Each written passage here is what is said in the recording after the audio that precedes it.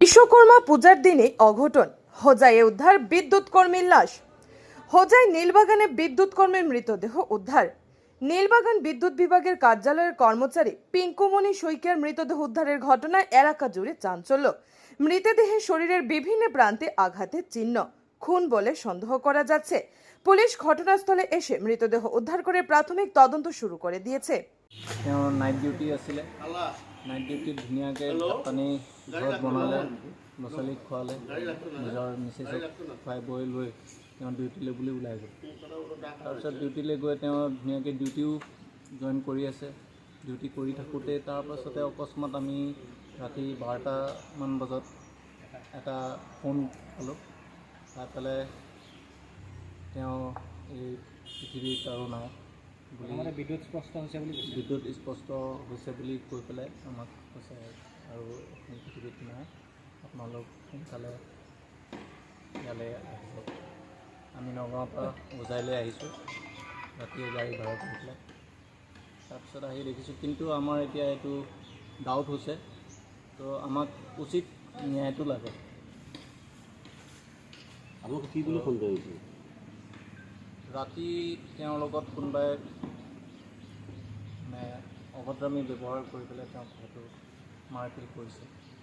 কাৰণ তেওঁ যদি প্ৰেছাৰ ষ্ট্ৰক হৈছে, তেনেহ'লে তেওঁক সন্মুখৰ ফালটো লৈ পেলাই পৰিলে পিছফালে ব্লিডিং কেনেকৈ হ'ব মাথাটো লৈ পেলাই। সেইবাবে বিভিন্ন ধৰণে দাগ দেখা গৈছে। সেইকাৰণে আমাৰ উচিত ন্যায়টো লাগে। কি ক'ব? আমি সেইটোৱে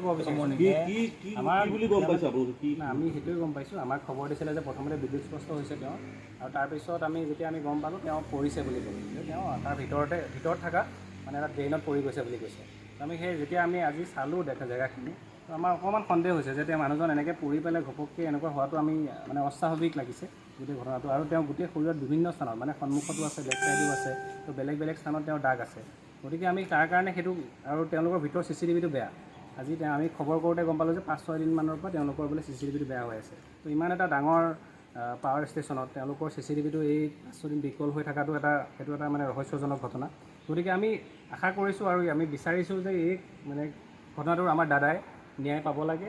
কাৰণ আমি এনেকৈ মানুহ এজন হেৰুৱাটো আমি কেতিয়াও কল্পনা কৰিবও নোৱাৰোঁ বা ভাবিবও পৰা নাছিলোঁ। এজন সুস্থ সবল মানুহ, ডিউটিলৈ অহা মানুহ এজন কেতিয়া এনেকুৱা এটা ঘটনা হ'ব। গতিকে ইয়াৰ আমি উচিত তদন্ত বিচাৰিছোঁ, আৰু আমি আৰক্ষীসকলকো আমি আবেদন কৰিছোঁ। দুটা সৰু বাচ্ছা আছে, 2 বছৰীয়া কন্যা আৰু 9 বছৰীয়া এটা ল'ৰা আছে। গতিকে আমাক সেইটোৱে ক'ম আৰু। তেওঁৰ ঘৰ ক'ত? তেওঁ নগাঁৱৰ বিষ্ণুনগৰত তেখেতৰ ঘৰ।